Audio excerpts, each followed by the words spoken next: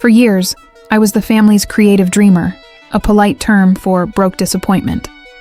While my sister, the renowned surgeon, was paraded as the pinnacle of success, I quietly paid our parents' bills. They never knew the small artisanal studio I ran was a front for a global design empire I built from the ground up. The night they humiliated me at my sister's gala, I decided to stop funding their illusion and reveal the artist who held the blueprint to their golden child's entire career. You think you know what failure looks like? Let me show you. For 5 years, I sat at the kids' table of my own life. My name is Alara Vance, and to my family, I was the spreadsheet nerd, the one who played with numbers, while my sister, Juliana, the brilliant surgeon, literally saved lives. What they didn't know, what they refused to see, was that the $3,000 I sent them every single month, the money that paid for their mortgage, their vacations, their very lifestyle, wasn't a desperate attempt to buy their love. It was pocket change. The night of Juliana's promotion gala was a masterpiece of their own delusion. 200 people in black tie, toasting the generous Dr. Vance. I was at table 19, by the kitchen, in a simple black dress. My mother took the microphone, her voice thick with pride. Juliana is our rock, our provider. And then she looked right at me. And we love both our girls. Alara is here too, somewhere. She's in arts and crafts. The polite laughter was a physical blow, but it was the final one. I stood up. The room went quiet. "Provider?" I said, my voice cutting through the crystal silence. "Let's talk about provision." I held up my phone, my banking app glowing for all to see. 5 years, 60 months, $180,000 of my money, transferred with a memo that said, "For Mom and Dad, love, Alara." My mother's face was a mask of confusion. What money? We never... And then it clicked. The silence was broken by my father, whispering my sister's name in horror. "Juliana, you managed our account." The real shock wasn't that I had the money. It was what my golden child sister had done with it. I swiped my screen, pulling up the investment portfolio she'd hidden from them. $50,000 lost on crypto, $30,000 on a failed startup, the down payment on your Porsche, Juliana. I turned to the hospital board, their faces frozen. The $500,000 grant for her new department? I'm the CFO of Hartfield Global, the final signatory, and as of this moment, the application is denied. I didn't ruin her career. I just stopped funding the lie it was built on. In my family, I was the ghost, the quiet one who painted watercolors while my sister, Juliana, performed medical miracles. They never knew that my art had built an empire, that the name E. Vance wasn't just a signature on a canvas, but a brand worth millions. And they certainly didn't know I was the mysterious patron, whose donations had funded my sister's entire research wing at the hospital. The irony was a bitter pill I swallowed for years. Until the night of the hospital's charity gala, my parents had dragged me along, as always. "Try to network, Alara," my father whispered. "Maybe you'll meet someone successful." The climax of the evening was the auction. The final item, a private lunch with the hospital's anonymous multi-million-dollar benefactor. The bidding was fierce, and the winning bid came from my own parents. $100,000, the auctioneer cried. They strode onto the stage, beaming, pulling a shocked Juliana with them. My mother took the microphone. "We just had to thank the person who believed in our daughter so profoundly," she gushed. "This is for our Juliana." The spotlight found me then, still sitting at my table in the shadows. The event planner, who I'd met with countless times as E. Vance, was gesturing frantically from the wings. All eyes turned to me. A murmur went through the crowd. I slowly stood, smoothing my dress.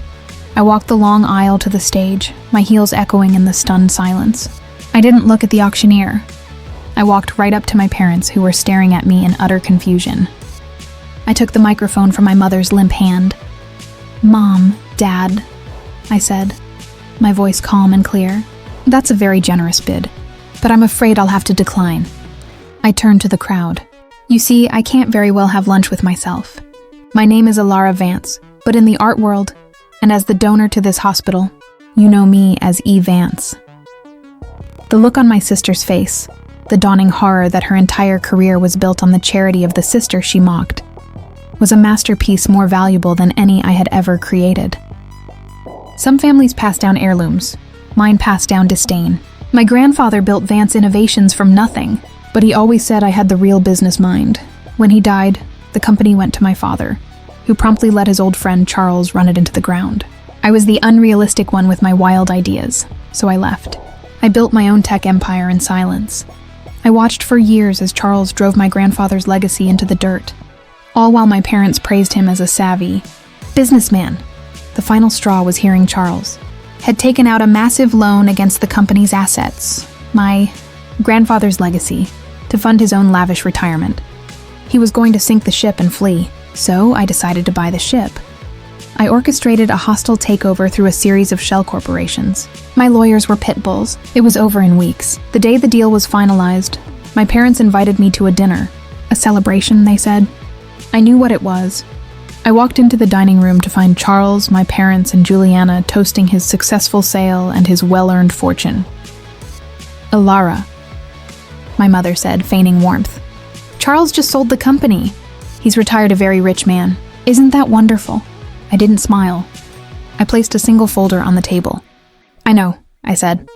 My father chuckled. See, Charles? Even Alara reads the business news. I opened the folder. I know, I repeated, because the corporate entity that just bought Vance Innovations for a fraction of its worth is called Elysian Holdings. Charles's face went pale. He knew the name. And I said, pulling out the new business cards I'd had printed that morning, am the sole owner of Elysian Holdings. Effective today, I am the CEO of Vance Innovations. And Charles, your retirement package is hereby terminated for gross mismanagement. The silence was absolute. I had just fired my parents' hero and reclaimed my throne in the one language they understood: power. They called my art a cute hobby. My sister, Juliana, married a man named Daniel who owned a pretentious art gallery. He was the family's new creative genius. I was just Alara, who painted pretty little things. What they didn't know was that my pretty little things sold for 6 figures under the name Icarus, and that I was the most sought-after anonymous critic in the digital art world. Daniel was hosting the biggest show of his career. The whole family was there, fawning over him. I stood in the corner watching. Juliana swept over, dripping with condescending pity. Maybe you should show some of your work to Daniel, Alara. He might be able to give you a few tips.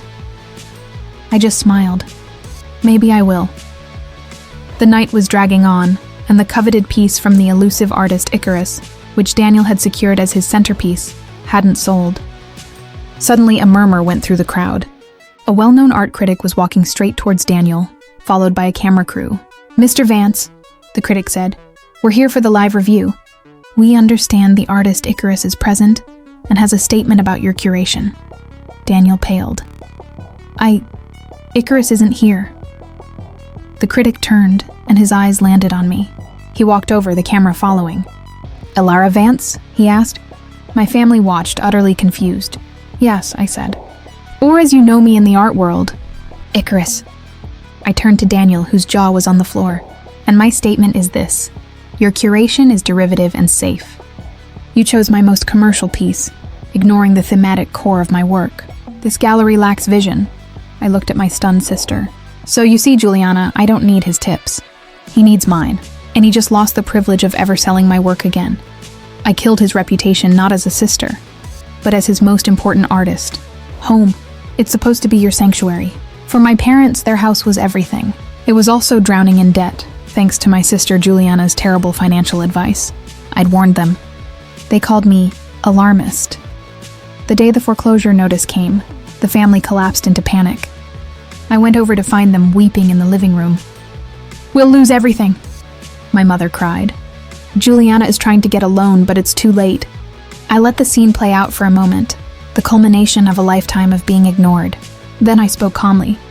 You're not going to lose the house. My father looked at me with red-rimmed eyes. And what would you know, Alara? You rent a tiny apartment. I reached into my purse and pulled out a single brass key. I placed it on the coffee table. Then, I laid a folded document next to it. "This isn't a solution from Juliana," I said. "This is from me." My mother picked up the document, her hands trembling. It was the deed to the house. The owner of record wasn't the bank. It was a limited liability company, and listed as the sole managing member of that LLC was my name, Ilara Vance. "I bought the house from the bank at auction 6 months ago," I explained softly. "I've been your landlord this whole time. The property management company you've been sending your reduced rent to, that's me." The shock in the room was thicker than any I'd ever felt. They weren't just losing their home. They were discovering it had never been theirs to lose. It had been mine. I held the key to the one thing they valued most. And I had saved it, not as a daughter, but as a stranger. "The foreclosure is stopped," I said. "You can stay, but we need to talk about the terms. And this time, Juliana doesn't get a vote. There is no greater insult than being underestimated in your own area of genius." My family considered me the scribbler, the one with her head in the clouds, writing stories no one would ever read. My sister, Juliana, had just published a medical memoir. At her book launch, the air was thick with self-congratulation. "And what are you working on, Ilara?" a smug aunt asked. "Another little fantasy novel?" Before I could answer, a commotion came from the entrance. A man was walking in, holding a copy of the #1 best-selling novel in the country, The Silent Algorithm. It was my fiancé, Mark. My family had never met him. Juliana, seeing a handsome stranger holding a competing book, swooped in. "I'm so sorry," she said with a fake pout. "This is my event, but I'd be happy to sign my memoir for you." Mark smiled, a warm, knowing smile I loved. "Oh, I'm not here for you," he said, his voice carrying. "I'm here for her." He walked straight past a stunned Juliana and right to me, handing me the book and a pen. "The publisher needs the dedication for the special edition, love. They're printing tomorrow." The room was watching, confused. My mother stepped forward. "I'm sorry. Who are you?" Mark turned, putting his arm around me. "I'm Mark, Ilara's fiancé." He held up the best-selling book. "And this is her novel. She writes under the pen name E.A. Locke." The gasp was audible. The name was everywhere. My father, who never read fiction, had even mentioned seeing it on a morning show. I took the pen from Mark, never breaking eye contact with my sister. "The dedication?" I said, my voice clear. "I think I'll write for my family, for teaching me that the quietest voices tell the best stories."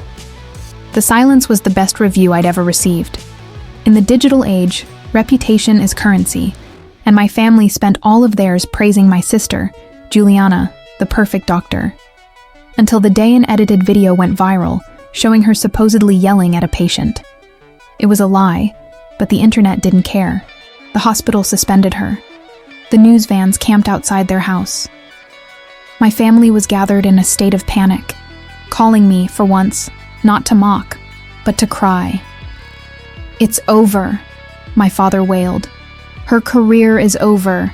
This cancel culture is a witch hunt." I listened to them spiral for an hour. Then I stood up, picked up my laptop, and walked to the quiet sunroom. "What are you doing, Ilara?"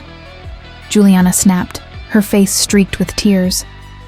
"Going to post a supportive tweet?" I didn't answer. I opened my laptop and made a single encrypted call. "It's Locke," I said. "Code Vermilion.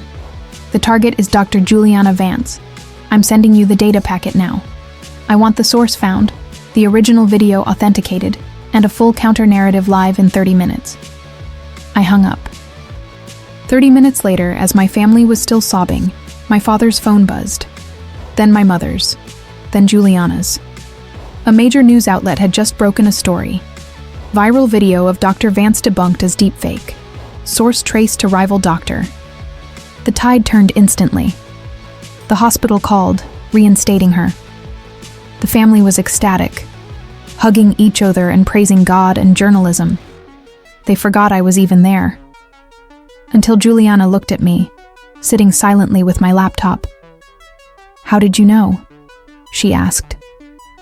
I closed my laptop with a definitive click. Because my little tech startup isn't a startup. It's the most powerful reputation management and digital forensics firm in the world. The people who just saved you, they work for me. You weren't saved by luck, Juliana. You were saved by the sister you think just clicks on computers. And this is the only freebie you get. Dreams are expensive. And my sister Juliana's dream was a private clinic. She had a business plan, passion, and our parents' entire retirement fund. What she didn't have was the final crucial investor. They'd been courting Ether Ventures, a legendary, elusive firm known for backing only the most disruptive ideas. The day of the pitch arrived. My parents, in a patronizing gesture, asked me to come. "You can take notes, Alara. See how real business is done." I sat in the back of the conference room as Juliana gave her pitch. It was adequate, but flawed. The lead partner from Ether, a woman named Ms. Sterling, was stone-faced. When it was over, she stood. "It's a passionate vision, Dr. Vance, but the financials are weak. The risk is too high. We're out." The devastation in the room was palpable. My parents were consoling a crying Juliana. As Ms. Sterling and her team gathered their things to leave, she glanced towards the back of the room. Her expression changed. She walked past my devastated family, straight to me. "Alara," she said, a hint of a smile on her lips. "I didn't know you'd be here." My family stared, utterly confused. I stood up. "Just observing, Isabel," I said. I looked at my sister's plan on the table. "The clinic. It's a no for you?" Isabel nodded. "A definite no." I picked up the business plan, flicked through it, and then dropped it back on the table with a dismissive thud. "I agree," I said. I looked at Juliana. "The model is unsustainable. You're over-leveraged before you even begin." My father found his voice. "Alara, how dare you? You know nothing about this." I turned to him, my gaze cold. "Don't I?" I reached into my bag and handed my card to a stunned Juliana. It was simple, elegant, and devastating. "Alara Vance, founding partner, Ether Ventures. I know everything about this," I said. "And I just rejected you." I didn't just say no to her dream. I proved I was the gatekeeper she could never impress. Death has a way of revealing truth. When my grandfather passed, he was the only one who ever saw potential in me.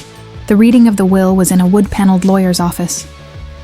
My parents, Juliana, and I sat, the air thick with expectation. The lawyer began. "To my daughter-in-law Eleanor and my son Robert, I leave my personal effects. To my granddaughter, Dr. Juliana Vance, in recognition of her stellar achievements, I bequeath the entirety of my estate, including the controlling shares of Vance Industries." Juliana let out a triumphant sob. My parents hugged her, beaming. "He knew," my mother whispered. "He knew who the successful one was." They barely glanced at me. The lawyer cleared his throat. "There is a codicil." He produced a smaller, newer envelope, a video recording to be played after the reading. He inserted a drive into his laptop. My grandfather's face appeared on the screen. He looked frail, but his eyes were sharp. "If you're watching this," he began, "then you've just given my company to Juliana." He sighed.